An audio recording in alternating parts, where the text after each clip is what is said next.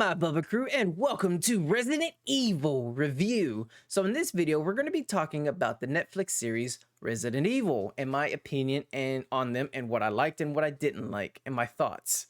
So without further ado, let's get started. So for starters, this series is in a whole different universe than the video games. So Resident Evil 1, 2, 3, 4, and 5 actually do happen. But then after 5, you see the Netflix series start to come into play. And they have two timelines throughout the whole entire show: the past and the present day.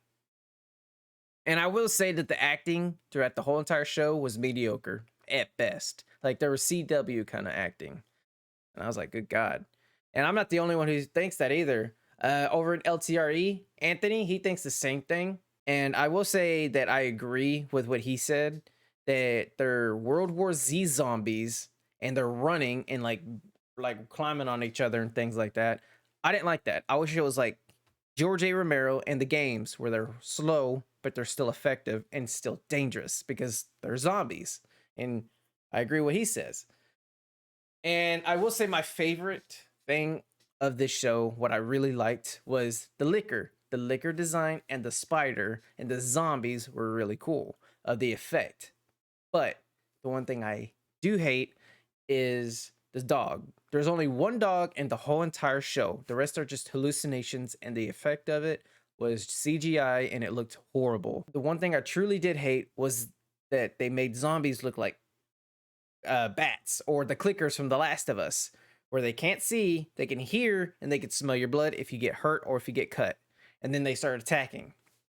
I thought that was horrible.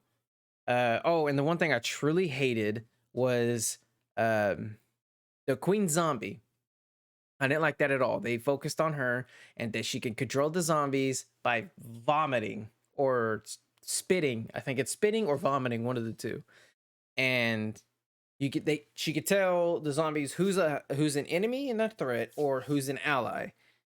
And later on in the final episodes, Jade, I believe her name is, uses that to her advantage. And I was like, really? All right, cool. Oh, the alligator. I will say I did like the alligator and how big it was, but they made the alligator more look like a bitch. You know what I mean? I really didn't like that at all, Bubba.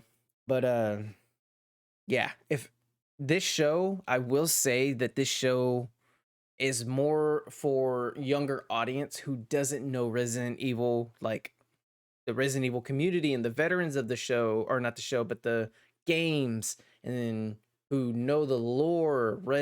Leon, Claire, Rebecca Chambers, Jill, Barry, Wesker.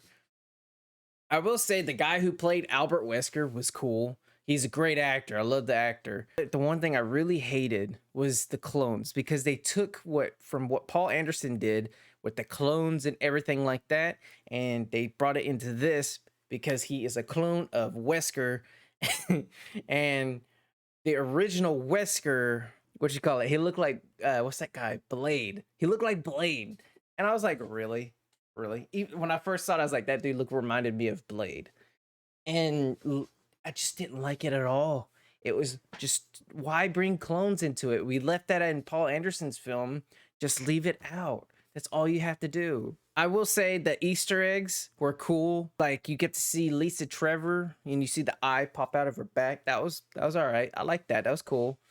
But honestly, just even the Easter eggs and the puzzle scenes and stuff like that, I was like, I don't feel the tension or any of that stuff, like the puzzles they had to go through. I just wasn't hooked on it. I was like, not at all. So in conclusion, that this show is more for younger audience who doesn't know Resident Evil like the veterans of the series knows Resident Evil. I wish that if people like movie producers or TV executives want to make a true Resident Evil, get fans or someone from the company, but I wouldn't even trust that because the company changes things, man. Just get a fan who knows the Resident Evil lore, like an advisor, okay? Like, get a fan of the series or of any series, and they could tell you how to do it, what you should do, and make an exact dedication to the video games, because Resident Evil started this genre of survival horror. So yeah, it's a big hit on video games in this industry. So yeah, if any of the producers want a great movie where it's going to knock it out of the park, get an advisor of the series, of a fan, and they can tell you what to do, how to do it, things like that. Get Anthony from LTRE. I would definitely say that. He would definitely knock that shit out of the park. Him and John. No, them two would make the perfect Resident Evil movie. If they ever, like, a movie producer wanted to make a great Resident Evil, get someone like them too. Or me. I'll definitely help out with that.